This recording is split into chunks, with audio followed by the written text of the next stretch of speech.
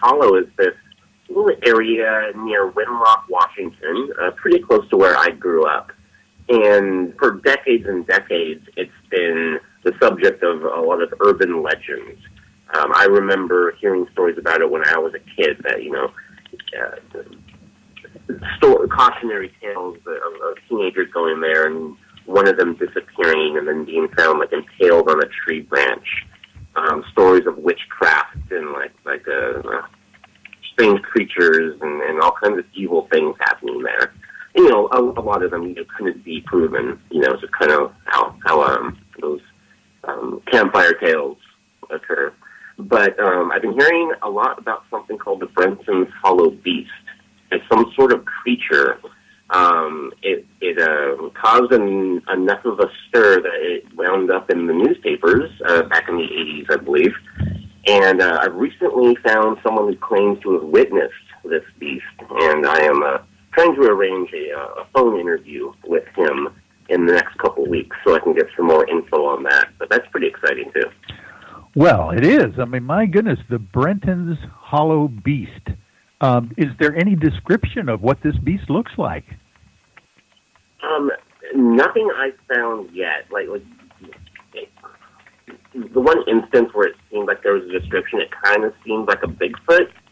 So I'm wondering if maybe like the Brenson's Hollow Beast itself might be its own separate entity, and then of course in the Winlock area and the whole Lewis County area, that is a prime Sasquatch. Environment, So yeah. I'm kind of trying to separate the two, kind of hoping like this Brenson's Hollow Beast is like its own distinct creature to make it a bit more interesting. Well, yeah, it sure would. That's fascinating. Well, thank you for all those interesting updates from Pacific North Weird. And by the way, Vince, I understand that you might even be showing up at the Quinault Beach UFO Summit as well, coming up March 1st through the 3rd. Are you going to be there as well? Well, I had hoped to, but with this huge storm, it did significantly set me back on a big project I'm working on. Oh, yes.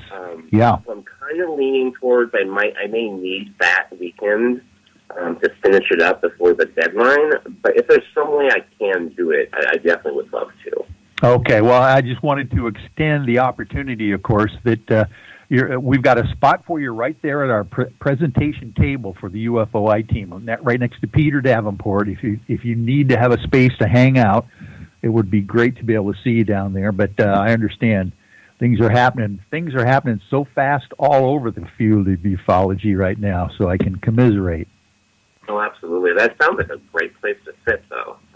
Prime real estate. Oh, yeah. Yeah, well, the UFOI team has a real great table in the conference room, and my gosh, we have people coming up to us all conference long wanting to tell us their stories of sighting reports and strange encounters with the paranormal, too. Bigfoot and cryptids and all sorts of ghost stories. So it's a fantastic conference, one of the largest in the Pacific Northwest as well. So March 1st through the 3rd, Ocean Shores, Washington, the Quinault Beach UFO/Paranormal Conference. So, well, Vince, Johnny Manson does a great job putting that and the Sasquatch Summit on.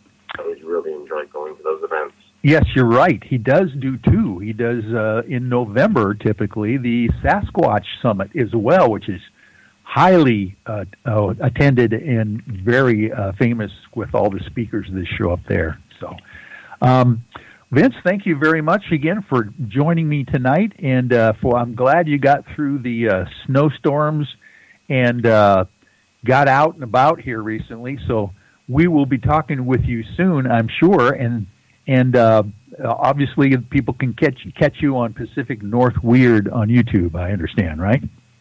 Yes. Please check out the show, and definitely watch the recent episode, The Town That Bigfoot Built. It's a good one. All right. Well, thank you again, buddy. You take care and stay warm, and we will talk to you soon. Absolutely. Have a great night, Michael. Okay. Thanks, Vince. Bye. Wow. Okay, that's Vince Inzunza. And you've got to check him out on Pacific North Weird. and on the internet. This is a fantastic organization and production company that he has, and this brand new video that he's got out there, the town that Bigfoot built, about Willow Creek, California. So that'll be fascinating to watch. Now, I'll tell you what, we're going to go straight through the top of the hour here with no break, because we're now going to bring on our main guest for this evening. Her name is Tina Foster, and she is quite an interesting person, a consummate researcher. She is an attorney, by the way. One of my paranormal lawyer buddies, the other paranormal lawyer, I call her, and she is also an author. She's written several books about UFOs and other paranormal subjects, but this one is a little different. This book is about the idea that Paul McCartney of the Beatle fame was actually replaced because he either died or was killed way back in 1966. Now, this is for the baby boomers out there or anybody who is interested in music. This story will be fascinating to hear. So, Tina, do you happen to be there? Yes, I sure am. How are you? Oh, wonderful. Yes, thank you for holding all that time and doing such a wonderful job with this book. Tell me when the book just came out. Came out on January 24, so just about 3 weeks. Oh, wonderful. So you've had a chance to catch the slinging arrows and or the good reports, it sounds like. What kind of things are you hearing about people when they see your book and read it? A lot of people are saying they can't put it down. I'll bet. So, well, there are a lot of good reviews. Some people who are not academics don't like the footnotes, but, that's life.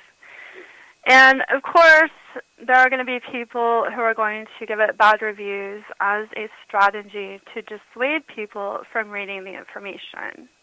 Yes, exactly. Matter of fact, the book, but let's give the title right off the bat. Tell them what it's called.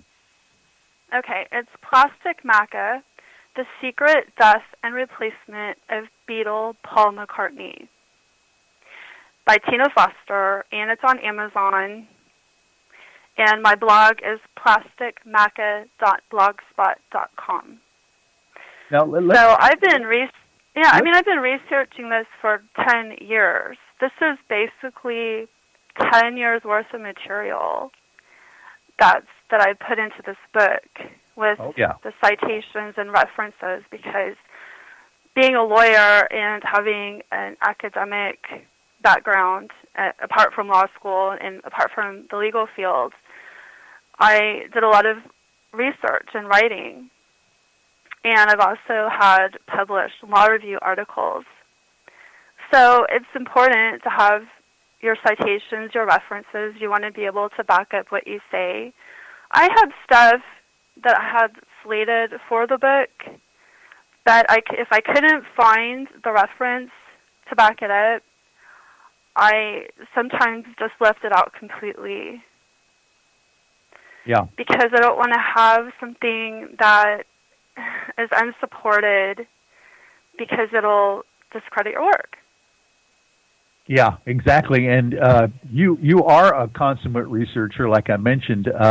Let's give folks a little bit of your educational background and some of the wide range of education that you've got, because they're not going to believe all the degrees that you have and how you prepared for this time in history. Go ahead. Well, I have a bachelor's and a master's in Germanic studies, and I have a law degree, a JD, from South Texas College of Law, and I have an LLM, which is an advanced law degree from Lewis and Clark, and that's in environmental and animal law. And I worked for Michigan State University Animal Law Center writing law review articles and doing legal work for them. And, I worked at the DA's office in Houston as a law clerk, worked in the law clerk as a law clerk as a law clerk at a Houston law firm, before law school, and worked as a research assistant in law school. And I've, like you said, I have like 8 books out now. I lost count. Well, I mean, 2 are translations from German into English, and they're about horse training, so completely unrelated. I have the Splitting Image, which was meant as a primer for the Paul McCartney book, because people, they're like, well, how could this possibly have happened? It's like, well, this whole book, The Splitting Image, is explaining how that could have happened, that there's actually this, in counterintelligence especially, there are people who are trained at making doubles and imposters. And there's a wide variety of uses, from decoy to, decoy for just security measures, this kind of plain Jane stuff, to actually replacing somebody, which is what happened with Paul McCartney. So there's this whole body of work on how to make prosthetics and disguises, basically how to improve somebody's appearance to look more like the target. And how, the target, the imposter will study videos of the target to try to copy that person as much as possible. They might even receive training, like from an actor, going to acting school. And this is serious business, and if you're a spy and you're outed as an imposter, it could cost you your life.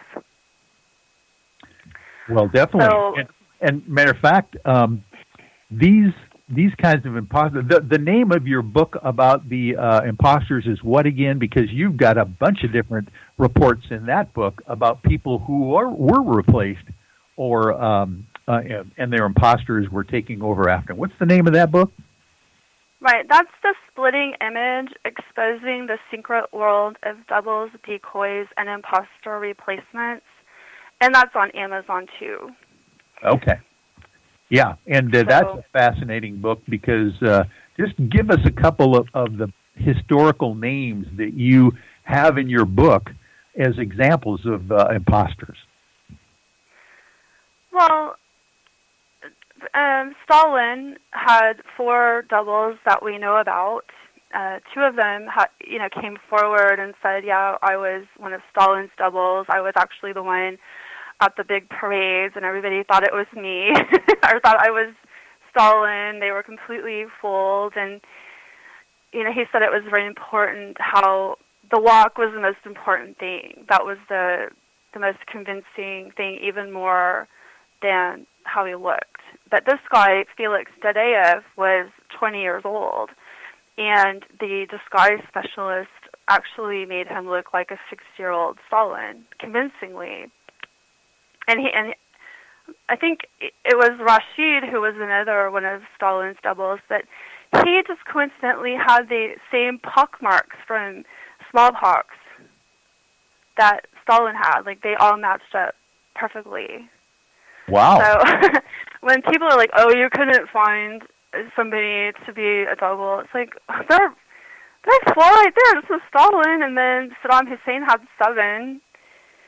And, they would study videos of Saddam Hussein, and they would be able to imitate him perfectly, but Saddam Hussein apparently had a lisp that could not be imitated, so they didn't usually say anything. And then Kim Jong-il was another, actually a professor from Tokyo, came out with a book about him saying that he was imposter replaced. But in that case, Kim Jong-il supposedly died in 2002, and then the North Korean leadership was just trotting out these Kim Jong-il doubles to maintain control, and of course now it's Kim Jong-un is in power, but back then it was, I guess they considered it to be important to keep Kim Jong-il in power until Kim Jong-un can step in. I'm not really 100% sure what their motivations were there, but there were a lot of recycled photographs and a lot of photo tampering going on to keep the illusion alive, which we also see with Paul McCartney. Now that is fascinating right there.